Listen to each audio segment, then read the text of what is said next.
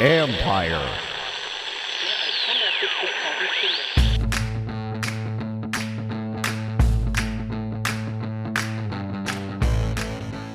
Hello and welcome to my podcast. Today, the voice of the Washington football team, Bram, Weinstein, and I close out the regular season with a victory podcast.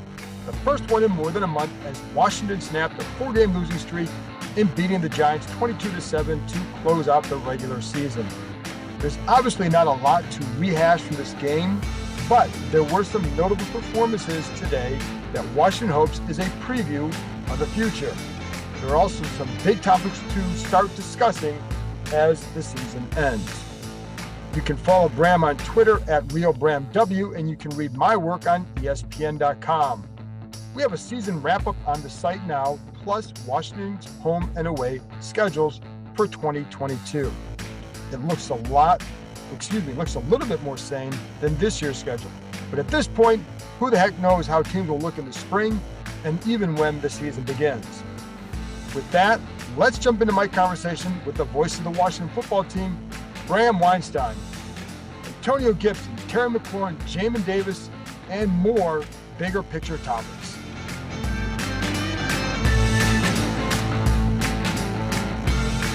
Bram, we don't need to spend a lot of time rehashing decisions from this game or anything like that. Regular season finale, we know what it meant.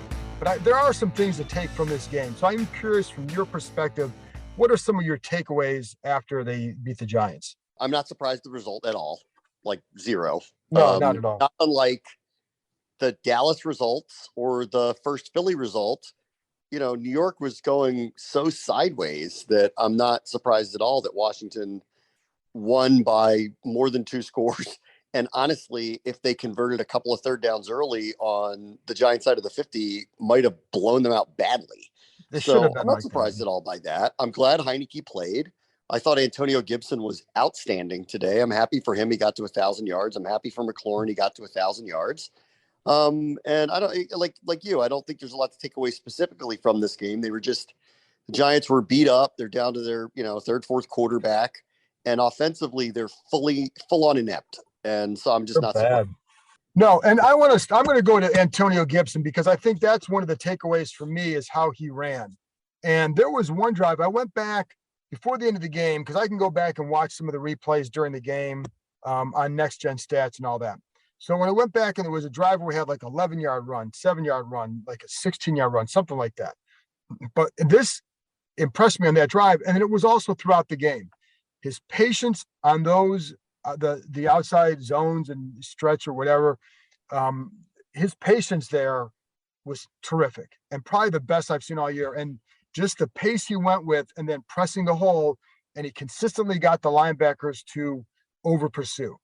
And it allowed for cutback lanes. Now the line did a really good job of that, but I felt like the line was good. The line was good, but for Gibson, it was his patience. And then when he saw it, boom, he was decisive and cut back. And that's the big thing I take away from this game for him is, can he do that consistently? Was he improving over the second half of the year? Because when they won games, he was having good games. So I think that was my takeaway was his progress. And then watching him run today, I thought that was really good. Yeah, he's a very dangerous player. I mean, I like the upside of him, and I like to see, next year and beyond, how do they utilize him? I don't think they specifically thought he'd just be a primary running back. There's a lot of, and this is, probably for another day, but there's a lot of best laid plans that did not play out this year. Defense clearly didn't play up to their capabilities or to their ranking or expectations. And offensively, I think Gibson was going to be utilized in multiple different ways, and that just didn't play out that way this year. I think it's partially because they thought Curtis Samuel was going to play an integral, versatile role, and that didn't happen. They did. No. As things materialized, things changed. In the end, though, like they need him to be an every down running back, and they need someone who can run between the tackles. They don't have anybody else to do it, and he's really turning into it. And he was dangerous today. I mean, understood the edges, was very patient, had one near miraculous run where he scored almost a second touchdown, right? To the end of the game. Just, so he's a playmaker for sure. And, I like I thought they asked a lot of him this year. I thought they asked actually too much of him, honestly, if I'm being honest about it. I think we talked about this before. I thought they asked too much of him. But he really, really played really, really, really well today. And for those who want to say, like, well, he got over 1,000 yards in 17 games, he didn't play last week. Okay. So he did it in 16. Yeah, and listen, I think there were a lot of games where the running game you have to abandon it because of the score, and so I get that. He wasn't healthy for a lot of the year. I liked what he showed today because I felt like that was progress. That patience is a big thing that they've been talking about with him to do that consistently, and he showed that. And like I said, I felt the cuts were decisive. And I feel, and Ron Rivera said this after the game that he felt like he had been running comfortable and confident. And I asked him, well, what does that mean? What do you see when a guy is running like that? And he said, well, when he hits the ground, he wants to bounce back up and not take himself out of the game. He wants to stay in and get more carries because he's in a good rhythm. And I think there are other times, Bram, too. What I also liked is on some of those plays, Cosme's getting to the linebacker. Then you have Bates on a sift block, getting the tight end or getting the defensive end and taking care of him. So some young guys helping the young running back as well. So that I thought was good. McLaurin does what he does. I think the value in him is always on little plays like knocks the ball free for that would have been picked off. Now, funny thing is after the punt, it left him with worse field. It left the Giants with better field position, but it was still a heads up play by McLaurin. And what do you think they do with him this offseason as far as an extension? Do you have a gut feel on as to how that might go with him? Yeah, I think they're going to extend him or at least offer it to him. And I don't get any kind of sense or gut feeling that he doesn't want to be here. Right. So I think I get the sense he's all in. Does he want to know who the quarterback is next year? If I were him, I'd want to know that. So maybe that decision will happen before they extend him. But listen, I mean, like the reality is they have his contractual rights for next year. If they have to, they can franchise him. So they really have him for 2 years. And I think it's, to everyone's benefit for him to be extended. He's part of the future here. Clearly, he is a number one receiver for sure. He's getting better, I think, in my opinion. And he's only scheduled to make about $1 million next year. It would make no sense for him to, do the bet on yourself and play for $1 million. And I know Dak Prescott did this, but I don't know. Like if someone's going to throw whatever the number is going to be on a real extension with a giant signing bonus, I think you take it. So my gut is that he will do that at some point this spring, probably after we get past the draft and probably after it is a clear, this is the direction we're going at quarterback so that he's comfortable with it, whether it's a free agent, a trade, or the draft itself. And these things typically, as you know, typically happen in the spring after you get through everything. You get you bring in whatever free agents you're bringing in. So your cap future a little bit better. And so if it doesn't happen until the spring, people need to remember that's when it typically happens. The only argument, and somebody brought this up to me on Twitter too, to getting him now is because you're going to have free agent receivers like Devontae Adams out there, and then they're going to reset that market, and then he's going to come in behind that. I agree. That's one reason to get it done early. But if it doesn't get done early, I don't think people should panic. I think you need to look and say, historically, it's going to happen in the spring. And to your point, players like security, especially when you haven't made that big money as a first round pick, which he hasn't. So they like security. So if you can give them security and some money, then I think they're going to try. Most players talk themselves into why they want to stay somewhere. So I just remember back in the day, Bram, John Jansen, if you remember when Spurrier was here, they signed him to an extension, if you remember that. And I remember talking to Jansen before that, like a year before that, something like that. And he would say, like, hey, if a guy like Spurrier's here, I would never resign here. So then Spurrier's here, he resigns, and I kind of asked him, he said, security. So players like that. And so, I think if they can offer that to him and it's a good offer, then I would think he'd stay too. Yeah. I agree. Like the market always just goes up. But, and I agree, like the Devontae Adams number, whoever it's going to be with, whether it's Green Bay or somebody else, is going to be astronomical and probably the biggest in the league. And also because go look at his stats. McLaurin doesn't have, and not that I'm blaming him for that, but he doesn't. And that's just reality. Like he doesn't have DeAndre Hopkins numbers. He doesn't have Devontae Adams numbers. And you could sit there and say, well, he's also not playing with Aaron Rodgers. And that is completely true. But the reality is he doesn't. And I don't know. He's a mid-round pick who's scheduled to make a small amount of money, who's going to have a pile of money put in front of him, probably sometime in the spring. And I also assume he wants to be here. So I think that deal's going to get done. I would be surprised that if it doesn't. Now, one other guy that I want to talk about today is Jamin Davis, because we saw him on that fourth down stop on the jet sweep. He played it right. He did his assignment, but he was aggressive with it, and he wasn't blocked. So there, he steps up, makes a nice tackle, big play.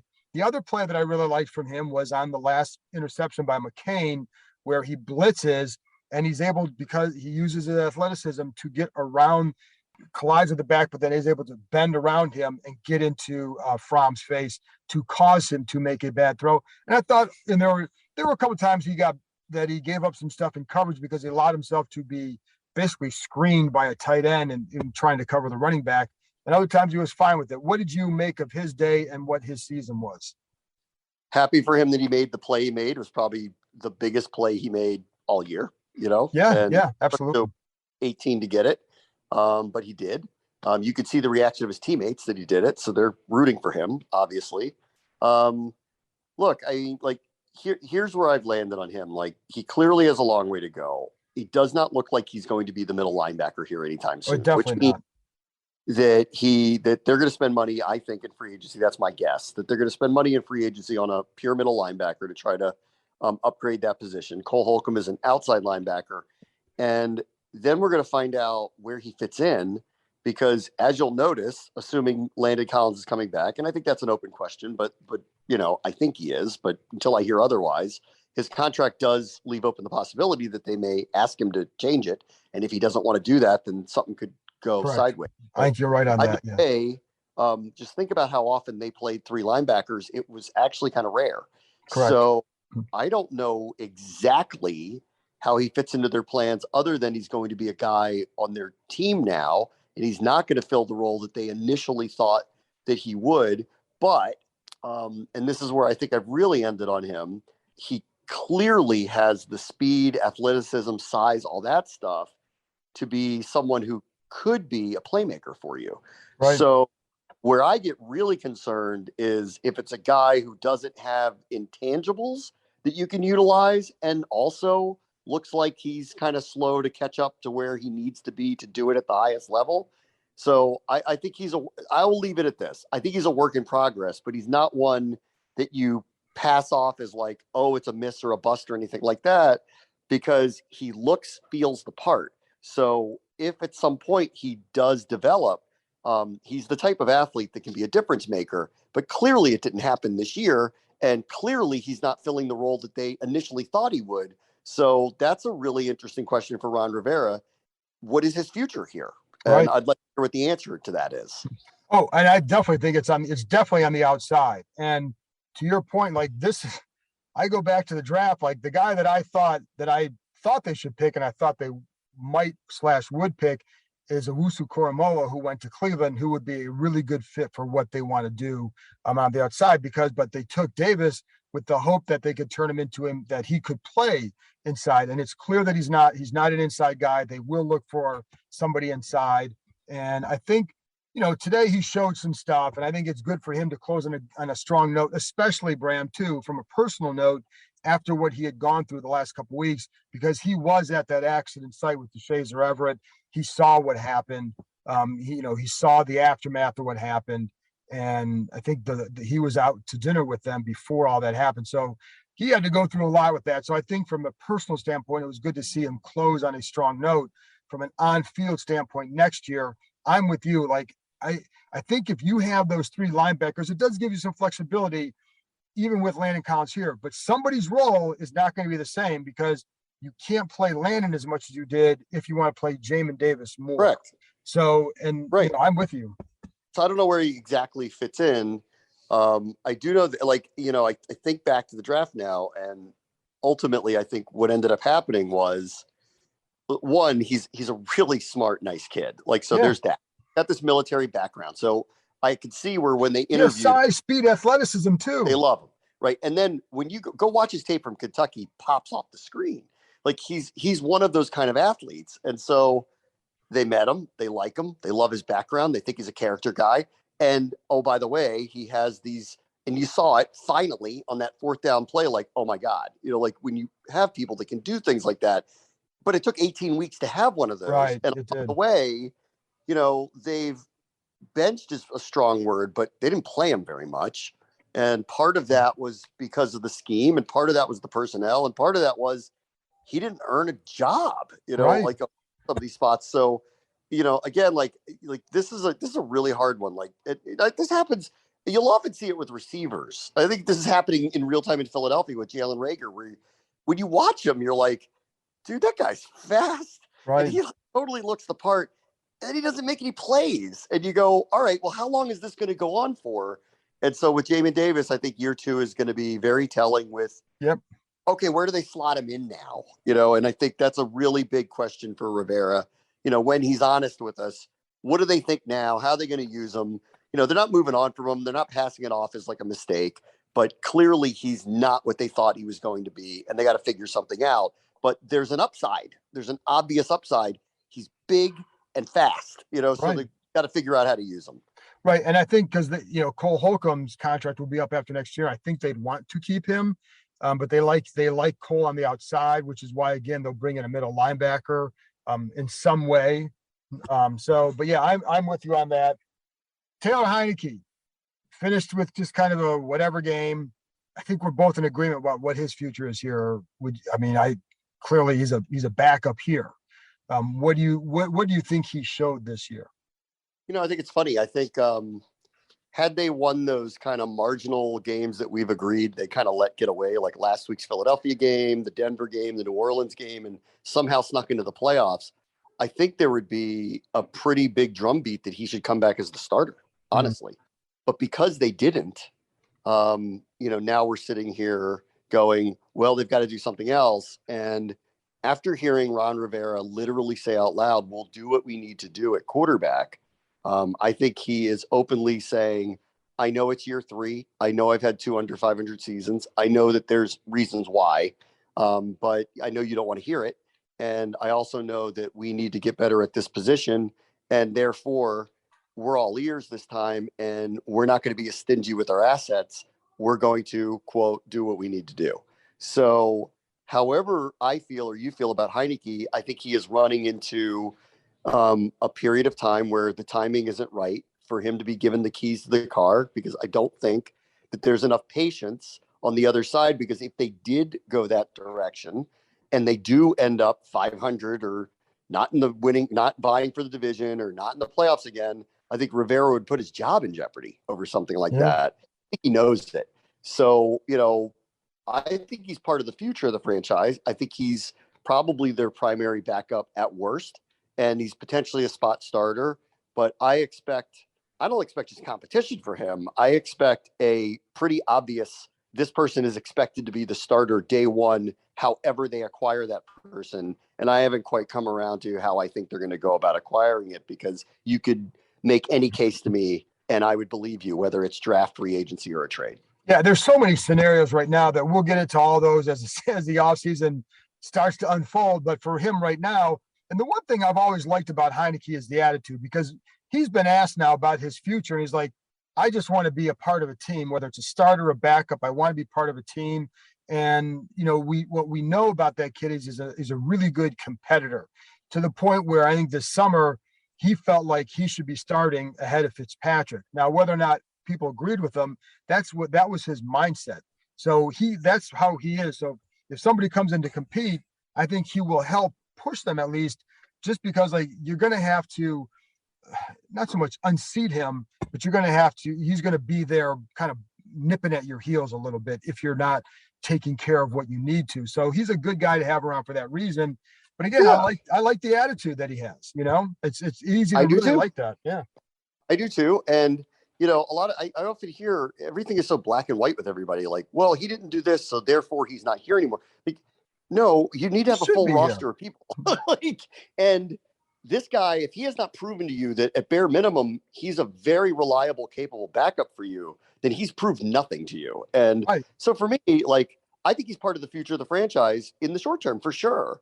And I don't know that he's not the starter next year. I just doubt that he is. So we'll see. Yeah. And listen, Bram, it depends on who's coming in here, right? If they go out and draft a quarterback at where, in the first round, then maybe Heineke starts right away, but the other guy's going to come on whatever. If they go out and trade for Maybe. Russell Wilson. Well, of course, Taylor's a backup, but it just depends on what they do. If they go out and sign Mitch Trubisky, maybe they compete for the job. It could be something like that. So we don't know, but I do think he's a good guy to have on your roster. And for Washington Football Showtime that I taped with, on Channel 4, David Aldridge, his point was, he said that in the last episode, he said, I used to rank all the players 1 to 53. And that, as far as most important to the team, 1 would be the starting quarterback. And he said, always in the top 10, the backup quarterback was in there, because we see what happens if you don't have one, then it can go like if Taylor Heineke. Now, I think part of the reason they did get in there is because they don't have that kind of quarterback.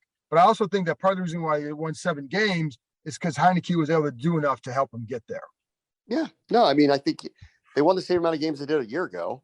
That said, I was, taking the train back, and, CJ said something to me, our producer. He said, what playoff teams did we beat this year?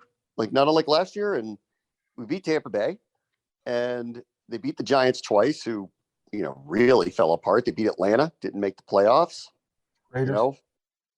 Raiders, who might make the playoffs. We'll see how, as we're sitting here taping, I don't know. We'll see how things end up tonight with them.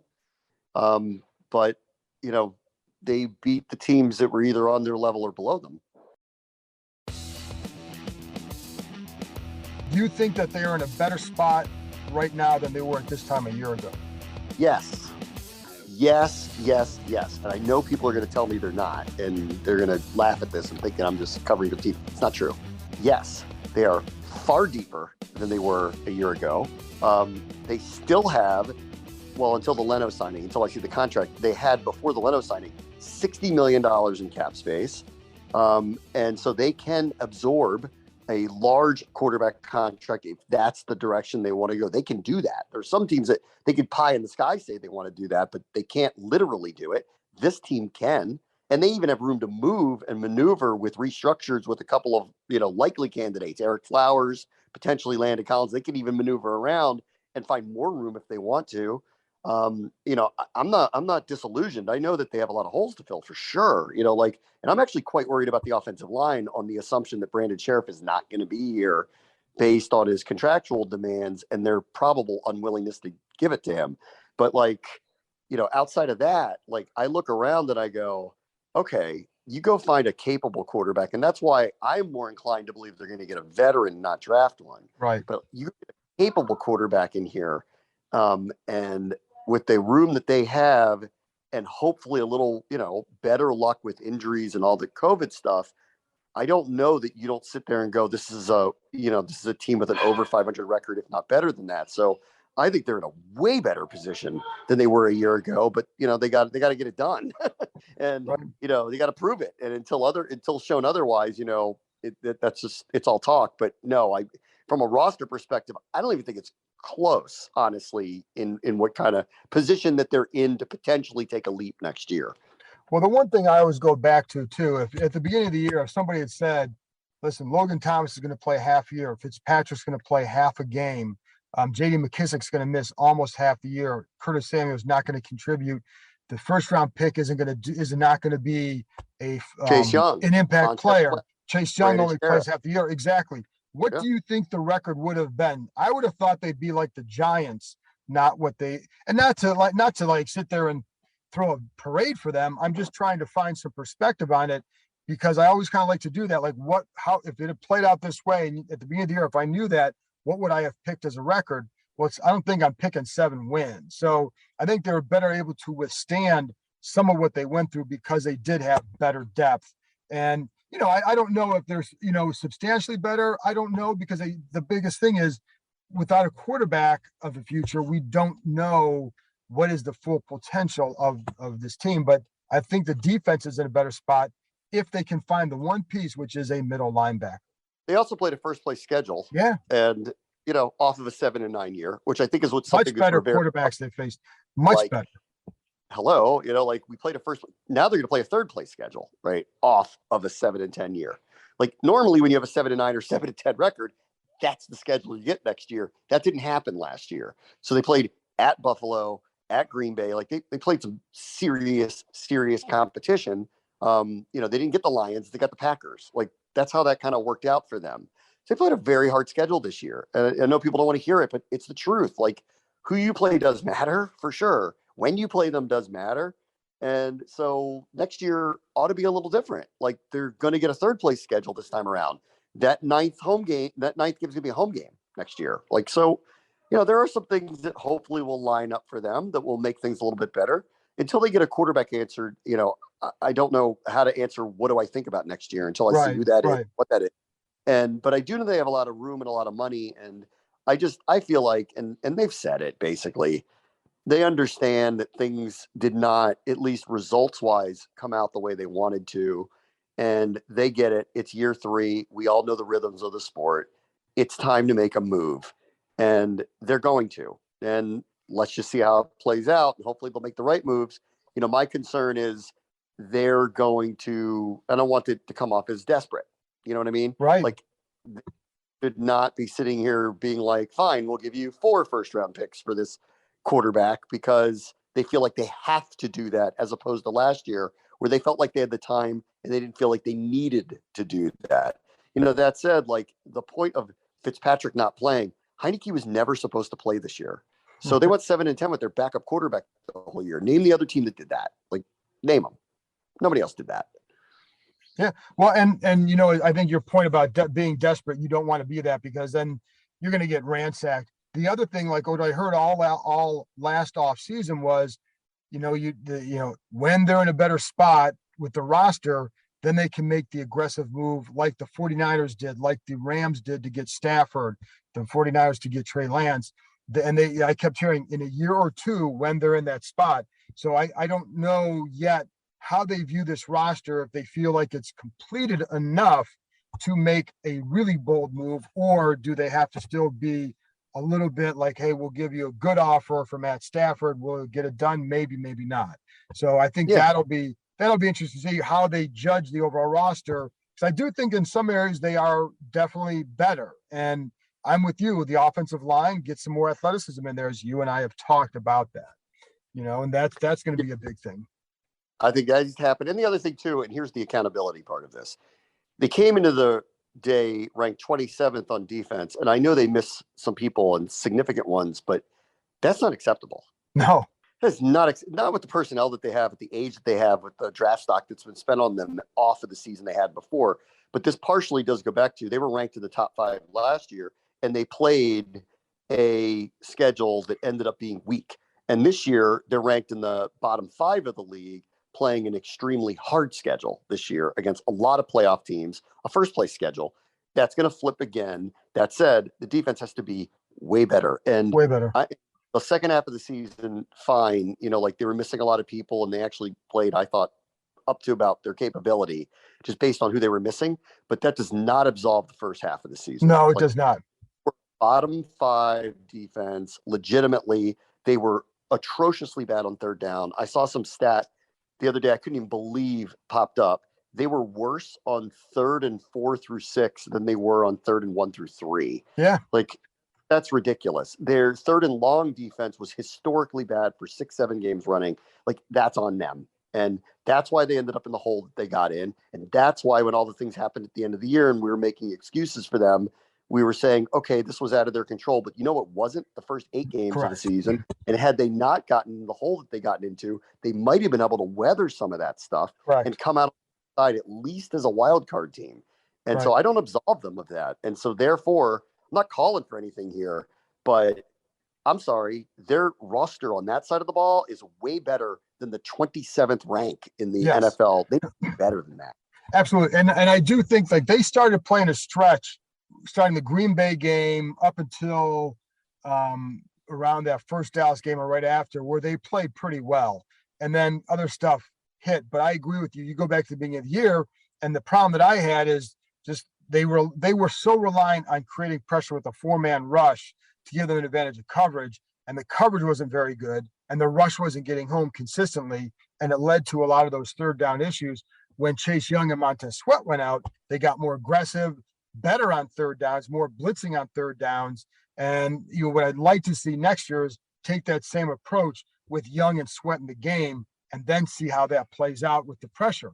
Put those guys in, quit seeing the double teams and chips. Put them in situations where you can't do that a lot. And so I think that's one of the big things I think they need to take away from this is to find more ways to create pressure with those guys on the field, the way Dallas does. I love watching what Dan Quinn did in Dallas with that group. He had a lot of good talented rushers, but he was aggressive with them. And I think that was a big problem when you look back on the first part of the year. So the other big thing, there's one other thing about the defense, and in the end, now the way I feel about it was everybody, and I mean everybody, got too into their own headlines. Yeah, like defensive line being told they're the best defensive line ever.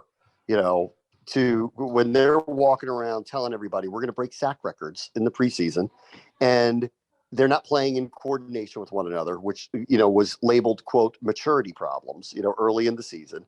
And I blame the coaches too, because what did they do early in the season? They decided they were going to, because this defensive line was so great, not bring a tremendous amount of pressure and just let them go get the quarterback and play off. Yeah. Well, It was the double whammy of all double whammies. The teams were getting 3rd and 10 to 3rd and 14 first downs regularly because nobody was pressing anything and they were only rushing 4. It was as if everybody read the headlines and believed it. And it wasn't until it was like they got lit up by people like Herbert and a couple of other quarterbacks early where they recognized, okay, like we need to switch things up here. And a lot of different things occurred with position changes with Landon Collins and moving Cam Curl around. And I think a little, come to Jesus stuff with the defensive line about, hey, like you got to stop reading your headlines and start coming together and playing like a coordinated unit. And all of that stuff kind of turned and, and the defense got better, but it was too late. Like they had lost too many games. And so I think, and to your example of the Cowboys, like, there is no better motivation than when everybody tells you suck. Right. And that happened to the Cowboys last year. They're just told DeMarcus Lawrence, Trayvon Diggs, they go get Micah Parsons, Leighton Vander Esch, all those defensive linemen. They're telling them last year, you guys are historically awful. You're a laughingstock. And this year, guess what's not going to be written about the defense? How great they are, because they weren't.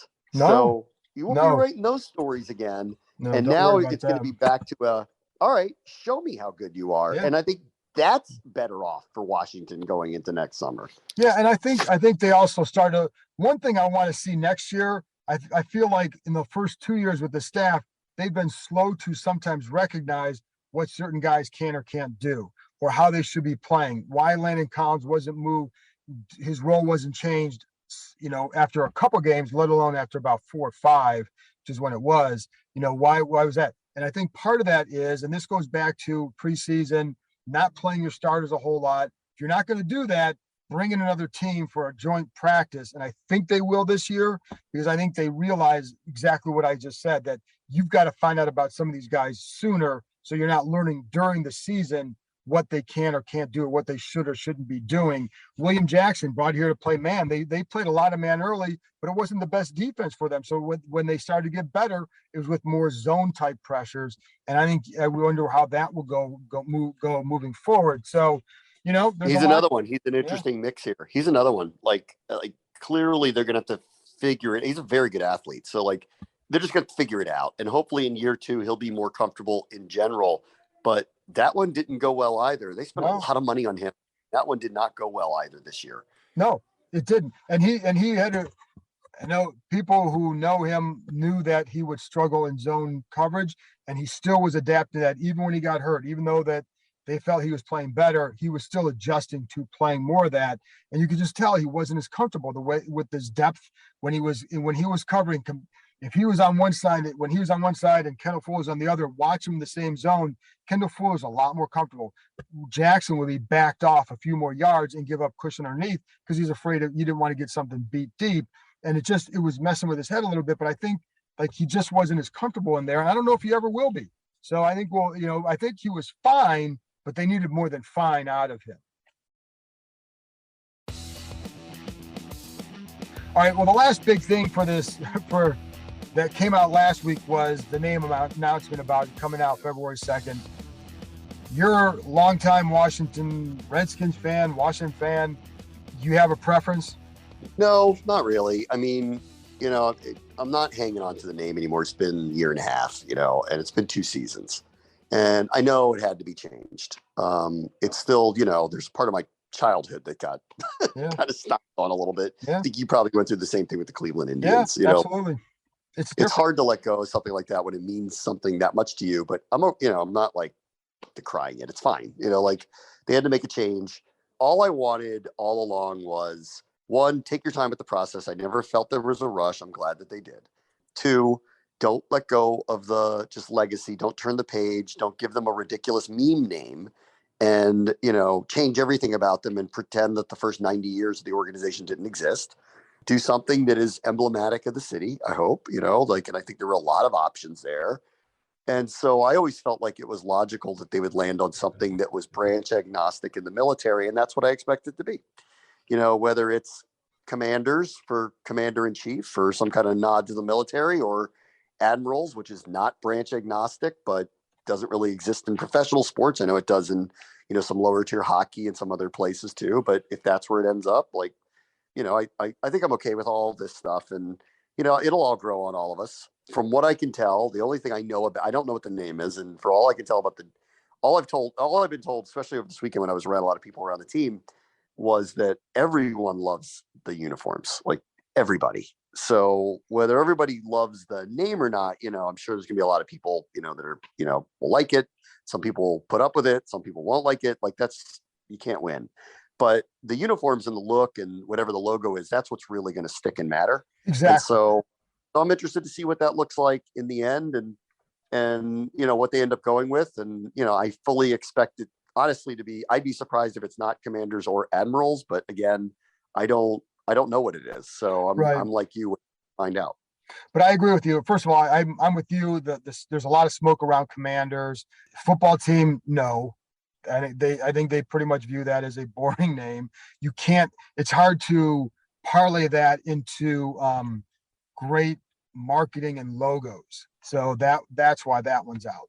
But the key, like you said, the key, uniforms and logo, because people are going to dislike the name regardless of what it is. But if you can, and I know that part of the thinking there is, if you have a better chance to hook them with the uniform, the logo, than you do with the name initially. And then, maybe you be that as the bait to reel people into the name. And so I think, what's so funny about it too? Like, I think about these iconic names that are out there, like the Packers or the Red Sox. And I keep thinking, like, if you named a team that now, people would mock you. Like, you'd be like, what? In meantime, they're as iconic names as it possibly be in sports. I just hope they do something that's emblematic of the area. And that's why I'm glad it's not Red Wolves. That never made sense to me. And I'm like, that I don't know if that animal exists. If it does, it's not indigenous to here. And it just felt like, I understand there's a lot of fans that liked it, but I just didn't. So it doesn't make any sense to me. Like, how does that represent the Washington football team? In what way, other than you like it and some people who have pretty good graphic design skills? Like, I never got that. So that's why I've always wanted something that felt DC football, legacy, honor, tradition, all that type of stuff. And so I'm hoping that, whatever they come up with, that's what it is. And if it is a nod to the military, that logically makes sense to me, honestly. Yeah, and I think the key is to maintain the tradition and the legacy of it, because as you brought up, like, I'm an Indians fan and they changed it to Guardians, and it's going to be very different. And to your point, what you said about that too is, I have a cousin who grew up in Detroit, and his dad, my uncle, grew up in Northeast Ohio, was an Indian fan, lived in Michigan for a long time, son's a Tigers fan. but they did have a connection with the Indians as well because his dad maintained that. And the day they announced the change of the name, my cousin texted me an Indians bobblehead, and it's like it hurt him because his dad died in April, and he felt like something else was taken away from him with that name change. So that's just kind of an aside. I think that's a lot of things that what people are going to go through with it. But that's why I say you need to get the logo right. To me, like, I know people complain about the length of time. And as somebody from Cleveland, I wish the Indians had taken more time to come up with something, to be honest.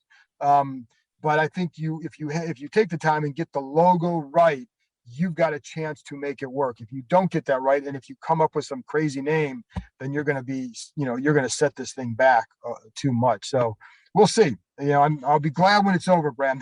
That's all I know. So all of them are really. Yeah. I'll tell you what, it was surreal saying today multiple times on the broadcast, and for the final time, this is the Washington football team. That was a really surreal thing to do, to say, like, for the final time they're kicking off. I actually thought it was quite apropos that they were playing the Giants. That is one of the very few franchises that will have played this team under every single name that it's had. The Boston Braves, the Boston Redskins, the Washington football team, and now whatever they're going to be, the New York Giants, played them in 1932. I thought it was actually, it kind of made sense that who they were playing today, that if for the last time, this is what you're going to see. And I was looking down on the field, and there are these, very old, they kept the kind of classic look of that white jersey and that burgundy pant and the burgundy helmet. And yes, it was gold numbers and not the Indian head that used to be there, but it was pretty close, to it. And I really, for the first time since all this transition started, I looked down and I went, that's the last time I'm going to see them like that. Yeah. And that was surreal. And it was, that one really got me nostalgically, like looking down and going, wow, they really are going to be very different when they come out here next summer. Yeah. Cause if the uniforms, I'm curious to see that too, because one of the things that when we'd be at games and I'd see somebody in a Washington jersey, and from behind, I didn't know if it was an old Redskins jersey or if it was a current football team jersey, because the colors and the look was the same. And I think that probably gave some comfort. But I do wonder how much people are just ready for something, not so much to move passes, because I know there's an element that does not want that. I get that. But if you're going, to have maybe a spruced up version of what you had, maybe, I don't know. I think it was anyway. I mean, like, honestly, like that look that they've had today, and really when they were the Redskins a couple of years ago, they've had the same look since I was a kid. Like they've never really, I mean, there was tweaks here and there, and they did throwbacks, here and there, but it was the same look. Like, how many other teams can actually say that? Like the Cowboys basically have had the same look, for 30, 40 years, and, have had throwbacks and all that stuff, but they haven't really upgraded their uniform all that much. It's the same look. Watch the Bears, I guess. The Bears haven't really done it. I guess the Raiders haven't really done it. There's not a lot of them, though. Most of them have gone through, even teams like the Eagles and the Giants, throughout my lifetime have gone through pretty major look changes. Patriots, Bills, Jets, Patriots, major Bengals. Look changes. Yeah, all of them.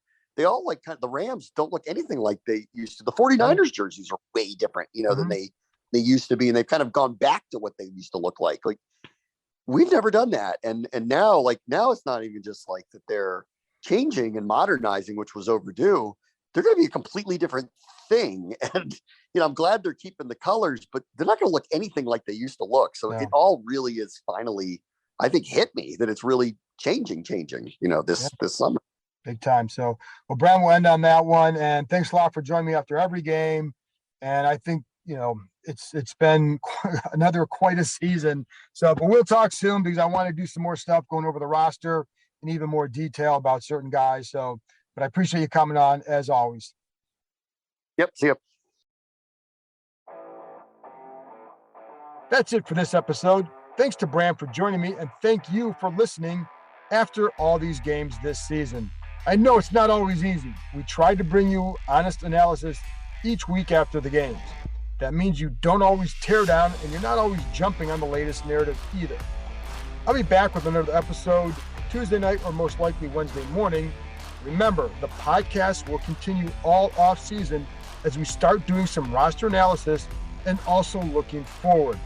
Talk to you next time.